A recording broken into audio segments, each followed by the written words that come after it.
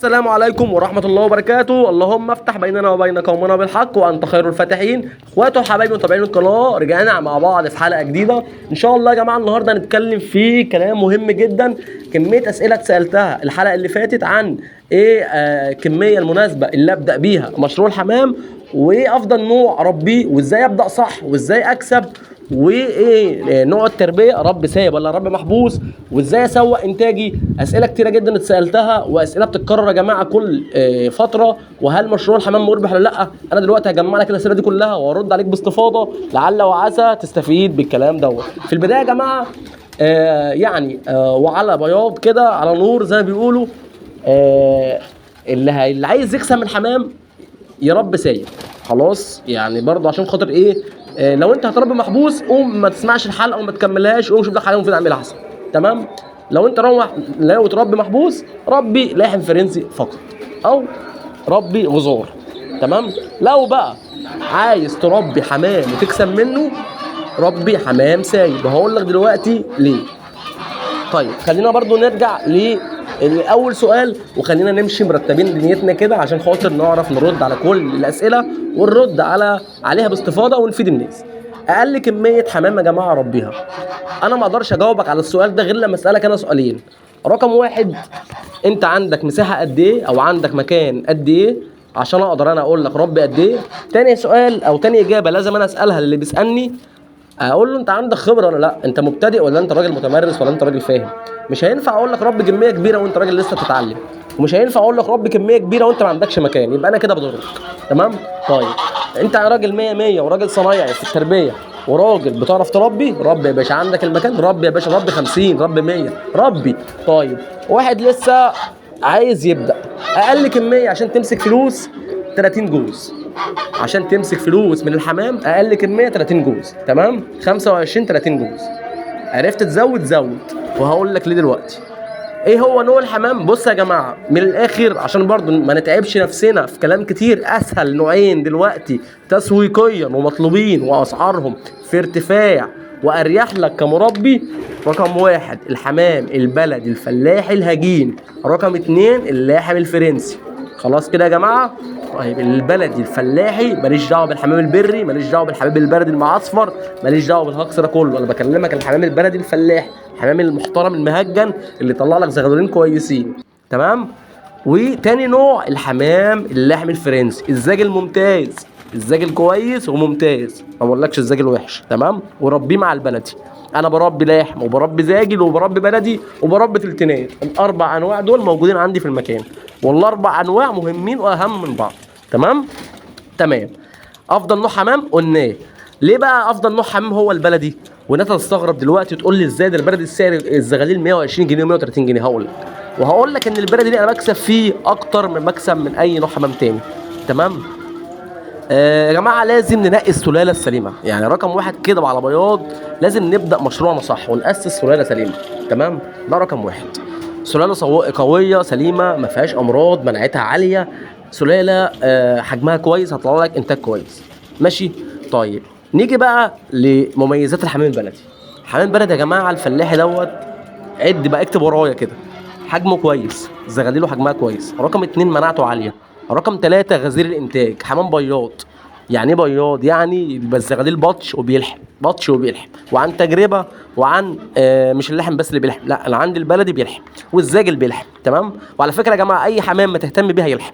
من الاخر بقى، اي حمام هتهتم بيه وتديله حقه في التغذيه، تديله حقه في الرعايه، والله لا هيلحم. تمام.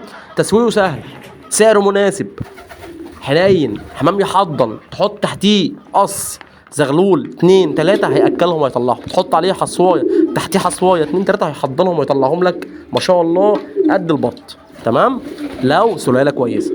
كل دي مميزات تخليني ارشح الحمام البلدي الفلاحي ان هو يكون رقم واحد في المشاريع.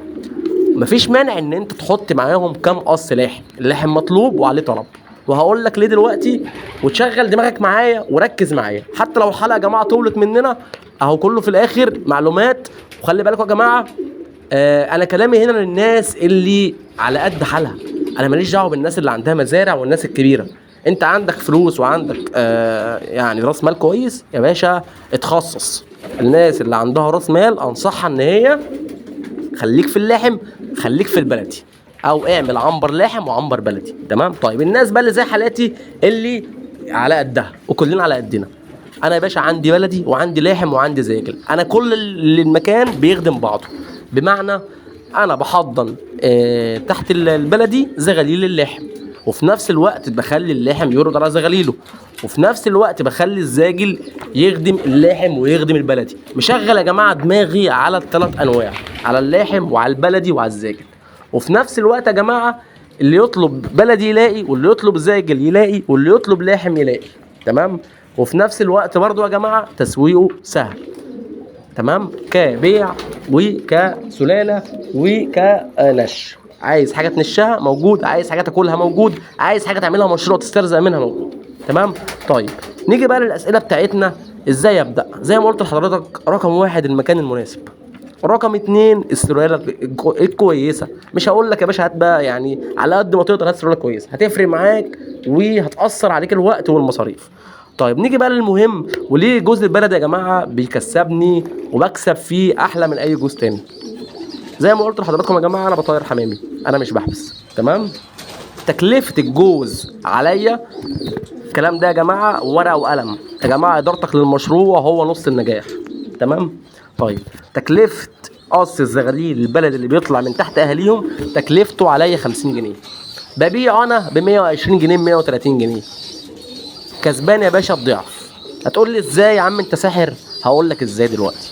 احنا عارفين يا جماعه ان البلدي بياكل 100 جرام كلفه او 100 جرام حبوب. تمام. خلينا برضو ال 100 جرام دول يعني 3 كيلو في الشهر. 3 كيلو في الشهر، كيلو الكلفه ب 15 جنيه، يعني بياكل معايا 45 جنيه في الشهر. واحد يقول لي يا عم وانت بتشغل دماغك علينا، ده الحمام بيقعد 40 يوم عشان يطلع، مش بيقعد شهر يا باشا. ما انا جاي لك في الكلام اهوت. 45 يوم في الشهر، حط عليهم يا عم 10 جنيه كمان، 55 يا عم، حط 5 كمان، 60 جنيه. يبقى تكلفه الحمامتين معاك 60 جنيه. هتبيعهم انت يا سعاده الباشا ب 120 جنيه و130 جنيه اقل جوز حمام بلدي. تمام. تمام.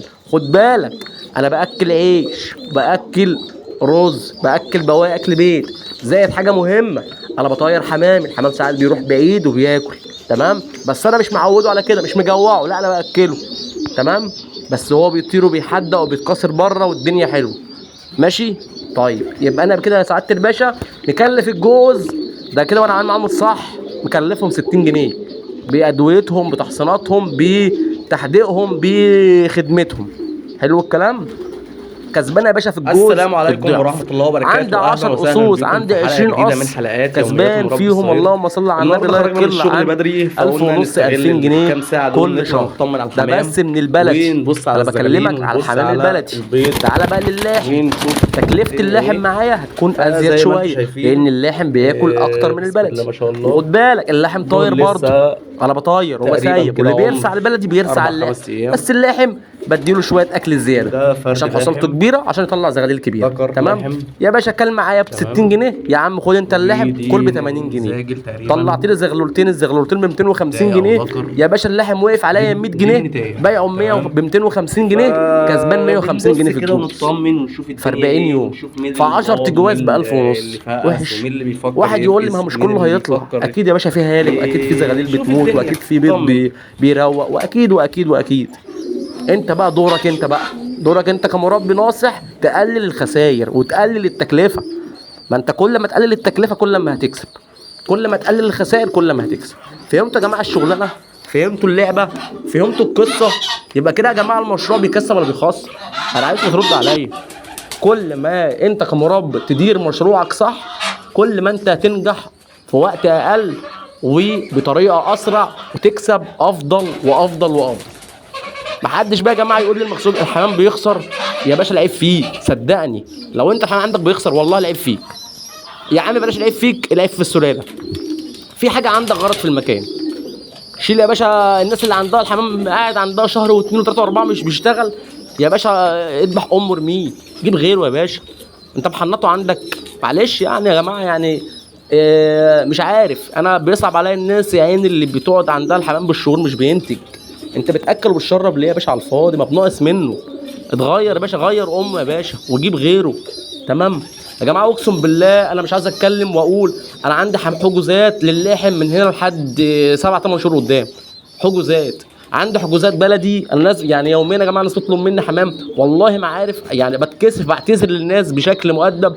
انا مش يا جماعه مش عارف، طب انا هبيع للناس اللي جيراني ولا قرايبي، ولا هبيع للناس متابعين القناه، ولا يعني انا هخلي حمام عندي الانتاج يزيد عندي، ولا انا هاكل حتى؟ مش عارف ازعل مين وارض مين.